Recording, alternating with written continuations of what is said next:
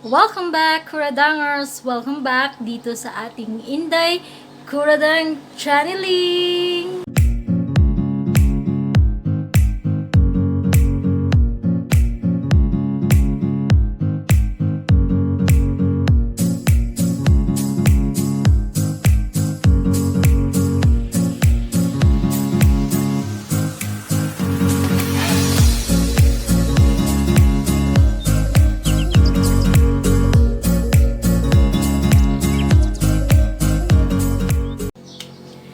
Alright, mga Ka-Dangz, kumustamos, amigas, amigos?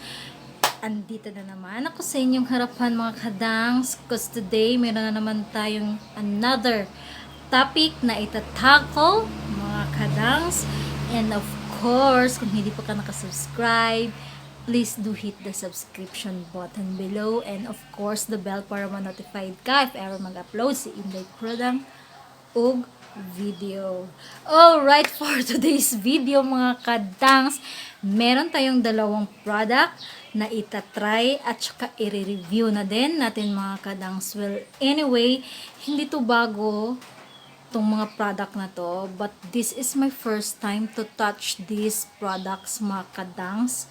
So, I will just share this to you, mga Ka-Dangz. If you are interested, please keep on watching. What is this two product na itatry natin? This one, mga Ka-Dangz, this is, number one is the baby cream, and number two is the Frizz powder from Detail Cosmetics. Bakit naisipan ko i-review at i-try ito? Well, anyway, nag-scroll ragog ko sa Shopee, mga Ka-Dangz. So, nakita na ako nga nag-sale, sale ng mga product. So, makita kitag sale dyan, mga Ka-Dangz. Alam na, bahala ko tayo kwarta. So, interested lang ko sa product na ito, mga Ka-Dangz. Well, anyway, sale naman siya. Tawarin nyo na. So, this is the Detail Makeover BB Cream with SPF 20 all-in-one quick fix, mga Ka-Dangz, na baby cream. And this is the mineral press powder. Oil control siya and mattifying. Alright, so meron na tayong moisturizer. Of course, moisturize na ako, mga Ka-Dangz, kasi summer na. March na, mga Ka-Dangz. Sobrang init. Grabe. So, yes, this is the packaging. Unahin natin si BB cream, mga Ka-Dangz. So, binili ko to siya, 99 pesos ata, mga Ka-Dangz.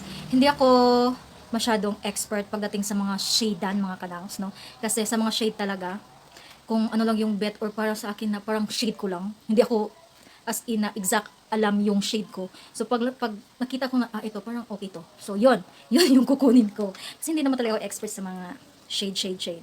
So, I got the shade Fair, mga Ka-Dangz. Marami tong shade. I will just put the shade right here, mga Ka-Dangz. Magsi-search naman tayo ng mga shade ng BB cream na to. And this is the packaging and yung, of course, manufacturer and yung mga ingredients, of course, and how to use the product. Kailangan na siya, nasa packaging yan siya, mga Ka-Dangz. Alright, so hindi naman siguro natin babasahin lahat to kasi matagalan tayo. So, open na natin siya agad, mga Ka-Dangz, kasi every time na mabibili nyo to or mag-window shop kayo, makikita nyo na yung mga ingredients, mga Ka-Dangz. Alright, so open it. This is the tube-like packaging ng BB cream. Ayan. Ganda tong mga tube kasi squeezable. Diba? Squeezable sila. Pwede mo siyang i-shake-shake. Ganyan. Alright, so I don't know, mga Ka-Dangz, kung ito ba yung perfect shade para sa aking facial skin. This is the shade Fair naman. Alright. Put natin siya dito. Ayan. And we will put the product half muna para makita natin, mga Ka-Dangz, kung ano yung coverage niya, mabibigay niya, mga Ka-Dangz. Alright, so lagay muna natin siya dito sa right. Medyo fair, light lang siya sa akin. Sorry na, God. Hindi ko kabalo lagi sa mga shade, mga Ka-Dangz. So, we're going to blend our BB cream using our sponge. Damp sponge to, mga Ka-Dangz. Oh, light talaga siya, mga Ka-Dangz. So, expected na magiging tayo dito. Tawag doon, multo. Diba? Dapat pala yung darker shade. Sige, push lang natin. Push lang natin yan. Diba? Push lang natin yan para na tayo multo. Ang niya, puti niya pala sa atin. Ayan, instant whitening jud yung effect niya sa ano ko mga kadangs, sa mukha ko. Right? So, as you can see, the coverage. Ano masabi niyo mga kadangs sa coverage? What do you think? What do you think of me? Ayan. So, yung coverage niya is hindi naman ganun ka-thick. Hindi mo nga ba? Hindi naman ganun ka-thick. Hindi naman niya talagang natatakpan yung blemishes ko. Look at that, oh, diba? Andyan pa naman siya. Pero, to compare my face, medyo gumuglow up to dito, ha.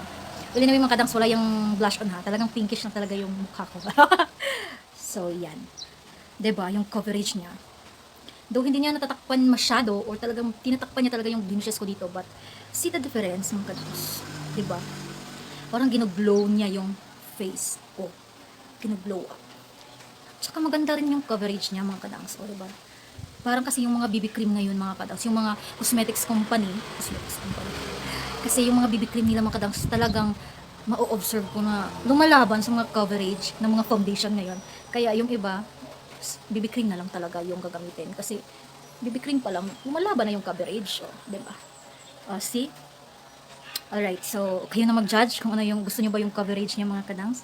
So ano natin throughout our face mga kadangs, dagdagan natin kasi alright mga kadangs, ito na yung finish niya. Instant white kasi mali yung shade ko. Hindi pala dapat fair yung kinuha ko mga kadangs. Pero instant white, instant glow. Para akong naka-blush on, pero hindi ako naka-blush on. Siguro sa ginagamit ko yan na skincare as of now mga kadangs. And I think nakikita ko yung face ko na nag-glow. Yung ano niya guys, hindi naman siya malagkit. Medyo konting-konting tacky lang. Ayan, hindi naman siya malagkit mga kadangs. And hindi naman siya masyadong dewy ang ano niya mga kadangs, pero kasi nga mainit ngayon, kailangan natin siyang iset pa rin para medyo pawisin kasi tayo ngayon kasi summer, so we need to use our pressed powder as a setting. And ito siya mga kadangs, the Detail Makeover, ito yung packaging niya. And I got the shade Natural. Again, hindi ko alam kung ito ba yung shade ko. Pagpasensyahan nyo na mga kadangs. And of course, yung mga manufacturer, ingredients, and how to use niya mga kadangs, makikita mo dyan sa packaging niya. Nakasealed yan, of course. This is cost 99 pesos also. Medyo nagva-vary yung mga original price nito. Nasa 199 ata itong price nito mga kadangs. Alright, so this one, ayan, and ganyan. Let's open it. May pa-engrave siya dyan na letter D. And meron pala siyang sponge mga kadangs na kasama. I'm sorry. Ayan. And meron pala siyang mirror na kasama, which is a plus point sa isang product mga kadangs. Meron siyang built-in mirror, diba? Alright, so ito yung shade na natural, para siyang yellow undertone. Ayan, I will going to use my powder blush to apply pala. Nasa yan na yung mirror ko. Ay, meron pala. Ay, hindi. I will use my mirror kasi nasa likod yung mirror niya eh. So, set natin siya. Dito lang sa ating T-zone. Very powdery. Lupad-lupad agad yung mga niya. Diba? Kita nyo yan. Wala siyang amoy. Unscented. Oh. Matify agad. Oh, diba? Nawala na yung pagka-shiny effect niya dyan mga kadangs. Diba? Wala naman siyang gaanong coverage ata.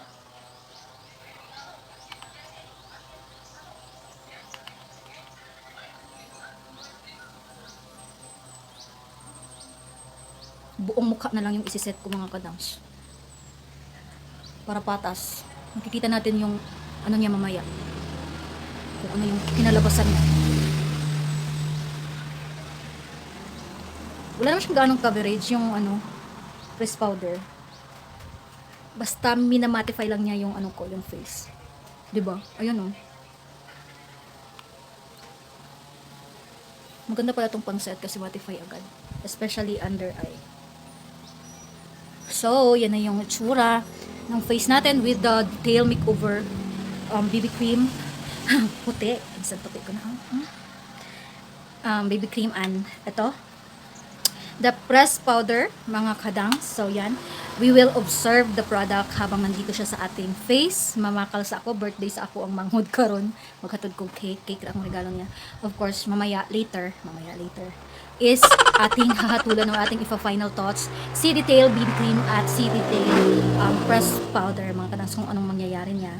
Init pa naman. Magmumotor lang si Junti. So, bye for now, mga Ka-Dangz. See you sa ating final thoughts mamaya. Alright, welcome back mga Kadangers. So, ngayon is ating final thoughts. Yung review natin na 2 products from Detail Makeover, which is itong BB cream at saka itong mineral pressed powder. So, it's been 8 hours na siya sa aking face kasi nilagyan natin siya morning and ngayon is 8:50 na ng gabi mga Kadangz. So, hindi ako nag-retouch and everything sa aking face. At ito na po yung face ko. Medyo, kung tingnan ko yung face ko sa mirror mga Ka-Dangz is talagang wala nang bakas yung mga nilagay natin kasi sobrang init kanina plus nakamask pa and yeah, so ating final thoughts si Detail BB cream at si Detail pressed powder. Alright, first packaging muna tayo mga Ka-Dangz. Si BB cream is a squeezable tube and ito is with a built-in mirror. I think this is a thumbs up for me sa packaging. Yung price, 99 pesos each. Na-acquire ko siya ng sale. So, I give the price a thumbs up. Nakamura tayo doon. Alright, for the coverage sa BB cream. Although, mga Ka-Dangz, yung napili kong shade na fair is medyo maputi siya sa akin. But, yung finish niya is glowing sa face ko. That is why the coverage, I give the coverage a thumbs up. And, dito, medyo wala siyang coverage na may dudulot. Talagang purely mattifying lang or parang siniset lang niya yung mga liquid foundation or liquid BB cream na ilagay mo sa face mo. So, purely setting powder lang talaga siya mga Ka-Dangz, no? This is to mattify and oil control din siya. Well, anyway, hindi naman ako masyadong nag-oil sa kanya. Yan lang naman. Diba? Yan lang yung face ko. Hindi ako nag-retouch and everything. Hindi rin ako. Kasi busy ako kanina mga Ka-Dangz. So, yeah. Medyo si BB cream, may kabigatan lang siya gamitin kasi nga mga Ka-Dangz is mainit yung panahon. Especially ngayon na March na, summer na mainit at saka idagdag pa natin yung mask. So, as what I've observed kanina, when I wear this BB cream and this, medyo nagkikiki yung mga product dito sa aking nose part kasi natakpan siya ng mask and medyo nagkikiki siya pero ngayon wala na naman siya guys. Parang kinukup na lang niya yung ano guys, yung mga nakatakip sa mukha ko mga Ka-Dangz and yun nga, medyo mabigat siyang gamitin pag mainit ang panahon. So, parang bawal siyang gamitin sa mainit na panahon mga Ka-Dangz. Medyo mainit din siya kasi gamitin. Kasi nga especially pag nasa labas tayo, mainit ang panahon. And yeah, okay lang sana kung nasa aircon tayo mga Ka-Dangz. Pwede to. Pero pag aalis-alis ka, lalakad-lakad ka sa labas is mabigat siya. Mainit siya sa mukha. And yun lang yung na-observe ko sa kanya mga Ka-Dangz.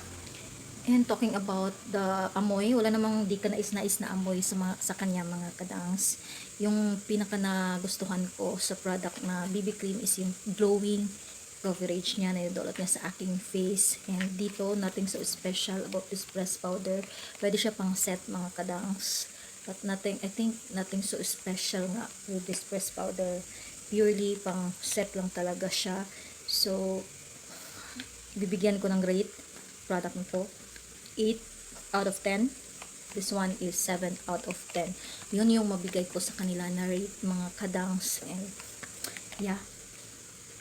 So, ngayon lang din kasi ako nakatikim ng mga detail makeover. Meron akong detail makeover na product but it is a contour and blush palette. Pati highlighter din mga Ka-Dangz na usual kong ginagamit sa aking mga tutorial. Yun. So, yes. That's it in this review mga Ka-Dangz. Sana I'll give you my thoughts. I'll give you my idea, mga Ka-Dangz, no? So, thank you so much for watching this video, and hopefully, na nakasubscribe ka na dyan, and kita-kits pa rin sa ating another video, mga Ka-Dangz, and don't forget to like and subscribe. See you na lang sa ating next video.